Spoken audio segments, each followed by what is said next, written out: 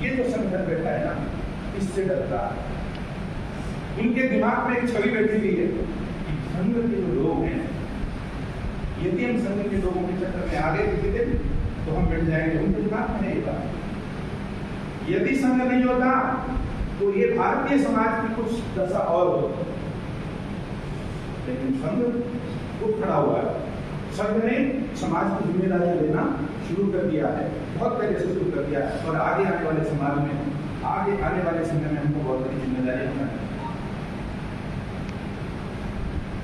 स्वयं बंधुओं, ध्यान रखना है, हमको संभालना है, अपने आप को संभालना है, अपने आप को भारतीयता के आधार पर खड़ा करना है।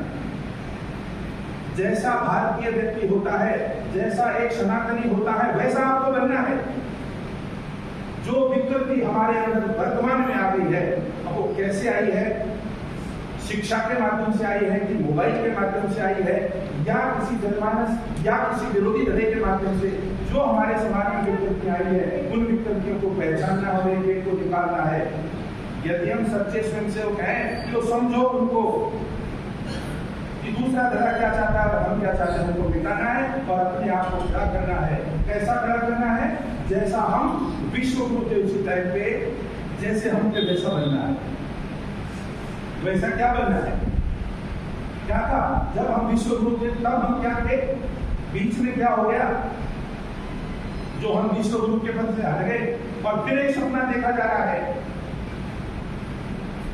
फिर भारत माता की जय बोली जा रही है। अभी आपने बोली प्रार्थना के अंत में एक लाइन है, भारत माता की जय। बोली हमने भारत माता की जय। हम चाहते हैं कि भारत माता की जय हो। भारत माता की जय कैसे होगी? भारत माता की जय होगी जब हम सब मिलकर के प्रयास करेंगे। हम जैसा भारत के लोग होते हैं वैसा होने का प्रयास करेंगे। भारत के लोग कैसे होते हैं? भारत के लोग सनातनी होते हैं। भारत के लोग, भारत का पुरुष, भारत की महिला, मातृशक्ति समाज का ध्यान रखती है। भारत में पैदा होने वाला बच्चा अपने माता पिता का ध्यान रखता है। भारत में पैदा होने वाला बच्चा गुरु घर गए पढ़ने रघुराई अल्पकाल विद्या सब आई। पहले विद्या प्राप्त करे, ब्रह्मचर्य का पालन करे, विद्या प्राप्त करके सही समय पर ठीक से गृहस्थ जीवन में। इसके बहुत सारे नियम, बहुत सारे तरीके हैं। उन तरीकों को ध्यान में रखें कि हम एक अच्छे युवा बनने के लिए हमको क्या क्या आवश्यक है, नियम का पालन करें। ये जो मोबाइल की क्रांति आई है, थोड़ा सा इसमें अच्छी अच्छी चीजें देखें और दूसरी चीजों का क्या करें, ये करना आपको पड़ेगा, ये करना आपको पड़ेगा। दूसरा क्वेश्चन होगा, एकांत में जब आपके हाथ में मोबाइल होगा तो फिर आप क्या देखते हैं कि आपके, यदि आपके संस्कार संग है, यदि आपके माता पिता के संस्कार संग है, तो आप वही देखेंगे जो आपके मन में विचार ये हो गया कि मुझे कोई चीज देखनी जो मेरे समाज के लिए, तो वही चीज देखना। बाकी समाज मोबाइल में बुरे से बुरा भी भरा पड़ा है और अच्छे से अच्छा भी भरा पड़ा है। ये हमारे ऊपर है कि क्या देख करके और क्या करना। तो बंधुओं, संघ को जब समाज में उतरना है तो फिर 5 चीजों को लेकर के संघ समाज में उतर, आपको भी समाज में 5 चीजें लेकर उतरनी। 5 चीजें क्या है? 5 चीजें हैं, पंच परिवर्तन के नाम से 5 चीजों को लाना है। पंच परिवर्तन है, सबसे पहला है, आप 5 देखिए, कोई सी कुटुंब प्रबोधन है, पर्यावरण है, स्वदेशी है कि हम स्वदेशी को अपनाएं, नागरिक शिष्टाचार है। इस तरीके के 5 प्रण है। अब 5 प्रण में जैसे आप देख लीजिए कि हमको कैसे होना चाहिए। पहला आप मान लीजिए कुटुंब को ही देख लिया। कुटुंब प्रबोधन जो है हमारे संघ में क्यों लाया गया है? क्योंकि कुटुंबों को जो देखा जाता है, कुटुंब प्रबोधन की जो बैठकें होती है, परिवारों को जो जाया जाता है, तो हम देखते हैं कि परिवार जो है खंड होने की कगार है। परिवार में वैमनस्यता है। परिवार वैसा नहीं है जैसा सनातनियों का परिवार होता है, वैसा देखने में आ नहीं रहा है। इसलिए संघ ने कुटुंब प्रबोधन का ये अवधारणा समाज में आरोपित किए, कुटुंब का प्रबोधन किया जाए, कुटुंब का प्रबोधन करके वहां पे बताया जाए कि उनको कैसा होना चाहिए। नहीं तो आप देखो परिवार में अखबार में आप सकते हैं ना, आपको लड़की बढ़ गई है, वो लड़का बढ़ गया है, अनावश्यक कानून भारत में आ गया है, लिविंग रिलेशन का कानून। सब जानते हैं क्या?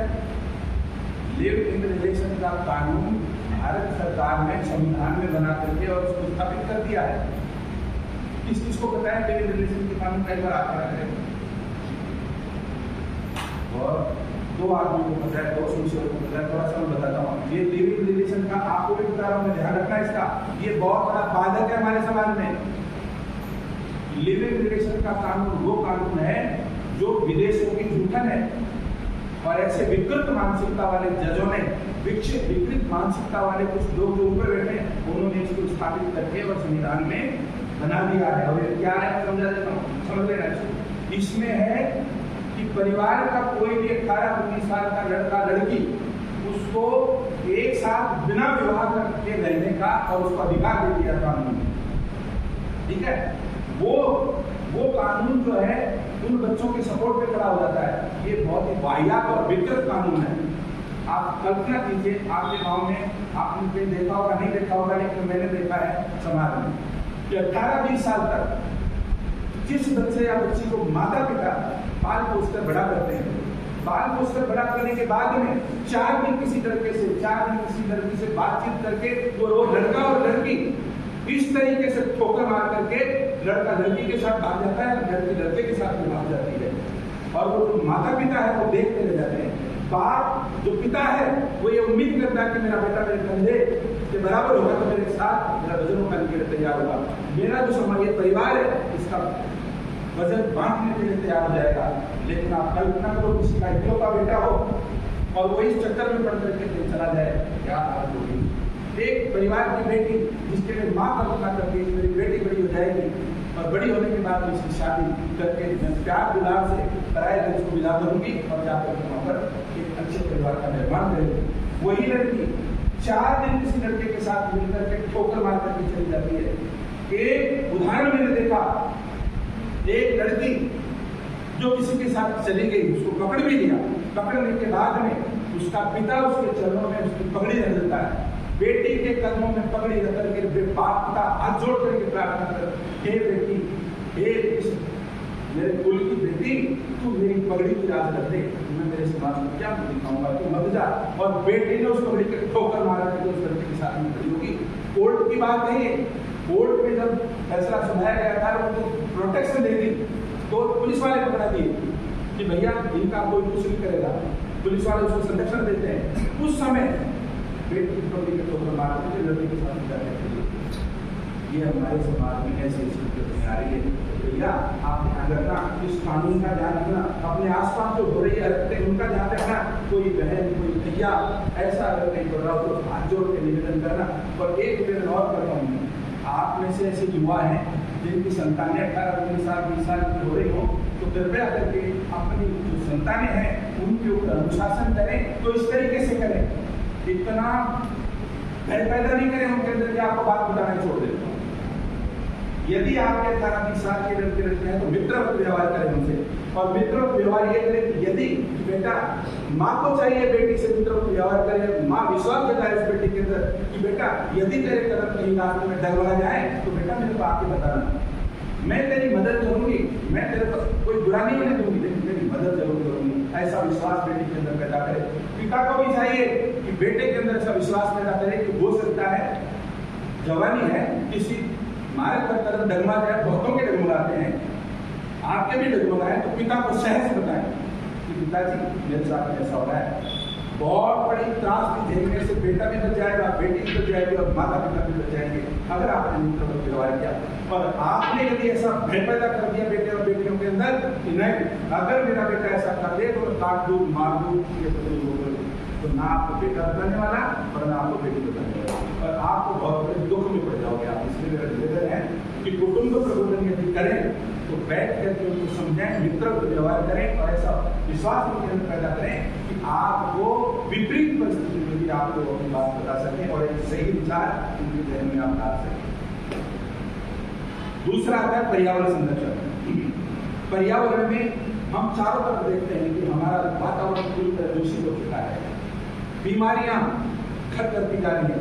आज वातावरण ये हो गया है कि हॉस्पिटलों की लाइनें लगी हुई, डॉक्टरों की लाइनें लगी हुई, एक से एक कंपनियां दवाइयों की खड़ी हो रही है, नई नई दवाइयाँ आ रही है, फिर भी बीमारी खत्म नहीं होगी, खत्म होने वाली नहीं, क्योंकि हमने प्रकृति के संतुलन को बिगाड़ दिया, हम ये बिगाड़ने वाले हैं।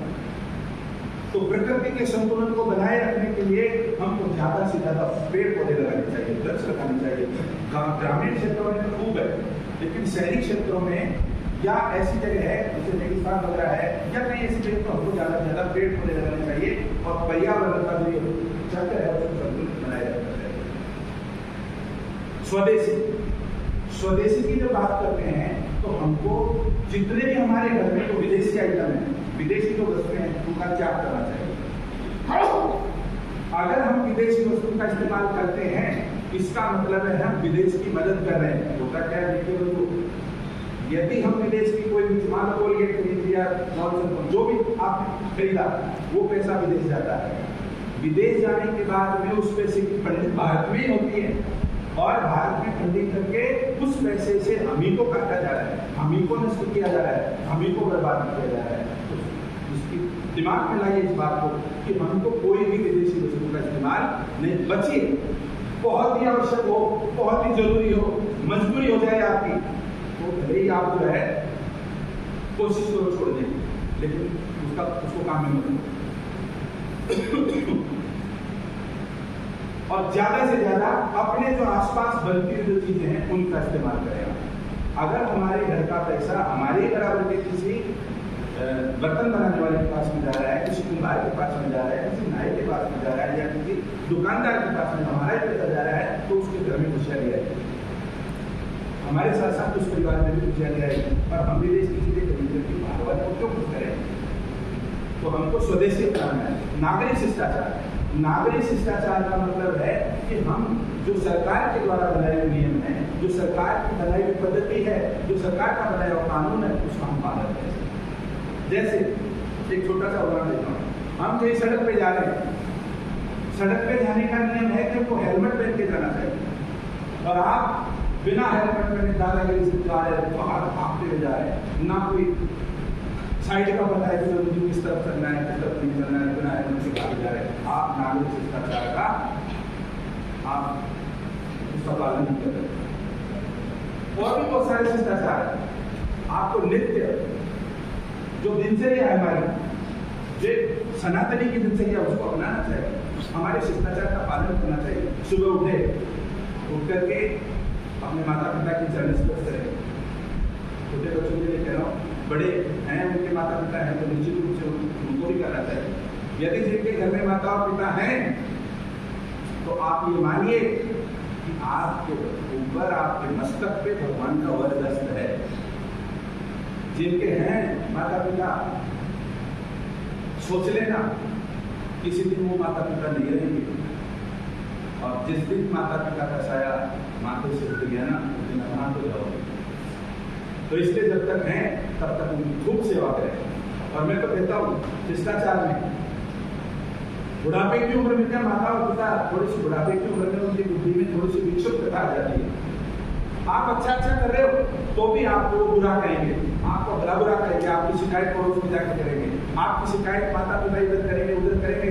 लेकिन मैं आपसे हाथ जोड़ के निवेदन करता हूँ, यदि आप सह गए, माता पिता आप कुछ भी कहें, माता पिता आप अपनी तरफ से हृदय से उनके चरणों में झुक करके प्रणाम करें। यदि कोई शिकायत भी करते हैं ना, तो आप मन से करें कि ये मेरे पाप दूर कर रहे हैं। आपने कोई काम नहीं किया, फिर भी आपके पिता किसी दूसरे को शिकायत कर रहे हैं कि मेरे बेटे ने ऐसा किया, मेरे बेटे ने ऐसा किया, मेरी बहू ने ऐसा किया, तो भाई साहब मान लेना आपके बहुत बड़े पापों को कम किया जा रहा है। आपके जीवन में सुख आने वाला है।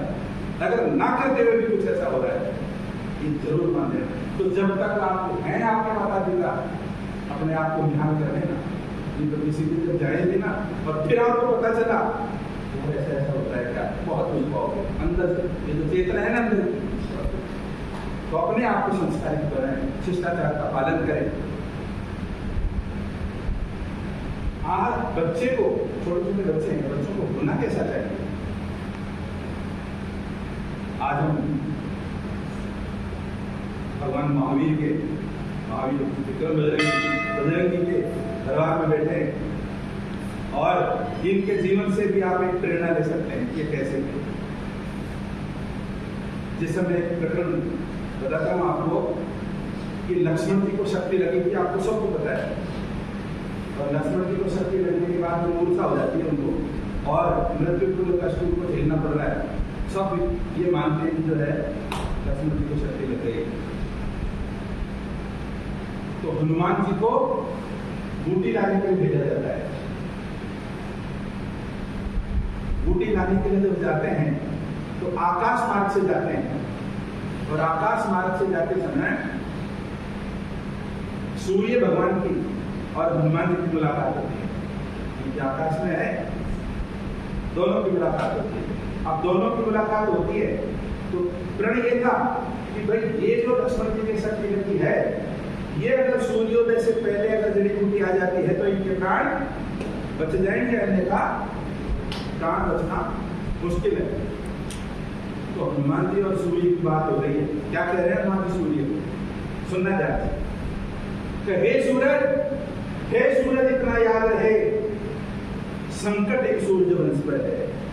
भगवान राम का वंश कौन सा था? सूर्य वंश, भगवान राम का। कि हे सूरज इतना याद रखे, संकट एक सूर्य वंश पर है। लंका के नीच राहु का आघात दिनेश वंश पर है। लंका के नीच राहु का आघात दिनेश वंश पर है। यदि मेरे आने से पहले, इसलिए कह रहे हो कि हे भगवान, सूर्यदेव से कह रहे हैं कि हे सूर्यदेव, मेरे आने से पहले यदि किरणों का चमत्कार होगा तो निश्चित ही सूर्यदेव सूर्यवंश में अंधकार होगा। फिर कह रहे हैं कि इसलिए छिपे रहना भगवान, जब तक ना मैं जड़ी पहुंचा दूं, बस तभी प्रकट होना जब तक मैं संकट दिशा मिटा दूं। इतना कहने के बाद में फिर कह रहे हैं कि आशा है मेरी स्वल्प प्रार्थना दिल से निहारोगे, आतुर की आर्त अवस्था को होकर करुणा निहारोगे। ये 8 पंक्तियां बोलने के बाद में फिर हनुमान जी धीरे से अपना विजिटिंग कार्ड देते हैं। क्या कह रहे हैं? अन्यथा क्षमा करना दिनकर, अन्यथा क्षमा करना दिनकर, अंजलि तनय से पाला है, पर बचपन से जान रहे हो हनुमत कितना मत वाला है। कर लिया था ना अंदर, बचपन से जान रहे हो हनुमत कितना मत वाला है। मुख में तुमको धर रखने का वही क्रूर साधन होगा, बंदी मोचन तब होगा जब लक्ष्मण का दुख मोचन होगा। ये चेतावनी की भगवान है, सूर्य भगवान। तो ऐसे यानी एक इतनी हिम्मत हमारे अंदर होनी चाहिए जो सामने वाले से अपने अंदर की बात को यथावत कह सकते हैं। मैं तो कहता हूँ संघ के आप कार्य करता है, आप बड़े होंगे, हो सकता है आप किसी क्षेत्र में जाएं, कोई सरकारी नौकरी में जाए, कोई कहाँ जाए, कोई व्यापार करेगा, कोई नेता बनेगा, कोई क्या करेगा। तो एक अच्छे व्यक्ति अपने आप में जागृत होकर के, अपने स्वयं को जागृत करके और अच्छे व्यक्ति बनो, पर आंख में आंख डाल करके बात करने की हिम्मत पैदा करो अपने अंदर कि यदि मैं बड़ा होकर के किसी भी क्षेत्र में जाके काम करो तो सामने वाला अगर कोई गलत कर रहा है तो उसकी आंख में आंख डाल करके मैं मेरी बात उसके सामने रख सकूं। जैसे उदाहरण देता हूँ आपको, रामधारी सिंह दिनकर बहुत बड़े महाकवि भारत के, और आगे चल करके भारत की संसद में सांसद बने हो। सन 1962 में चीन की लड़ाई हो गई थी और चीन की लड़ाई में गलत नीतियों के कारण भारत की हार हुई। रामधारी सिंह दिनकर को बड़ा कष्ट हुआ कि इस नेहरू की नीतियों से भारत देश को पराजय का मुख देखना पड़ा है। भरी संसद में रामधारी सिंह दिनकर खड़े होकर के नेहरू जी को ललकार के कहते हैं, और क्या कहते हैं आप देखिए। रामधारी सिंह दिनकर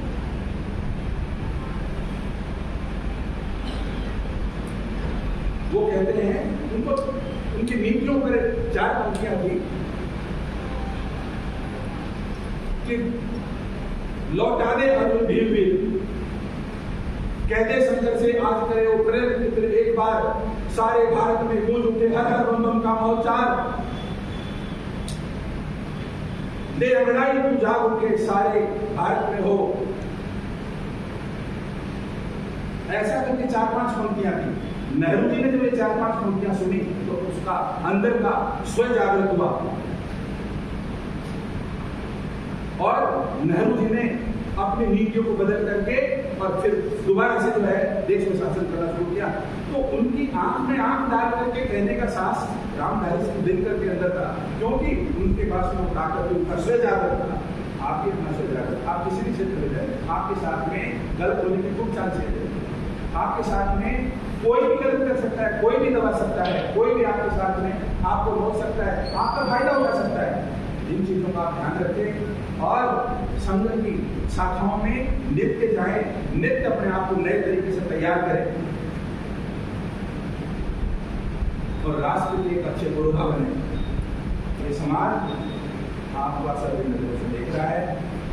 छोटे छोटे बालक भी भारतीय पद्धति में शिक्षित हो और अपने आप को खड़ा करें, ऐसी मेरी आशा है।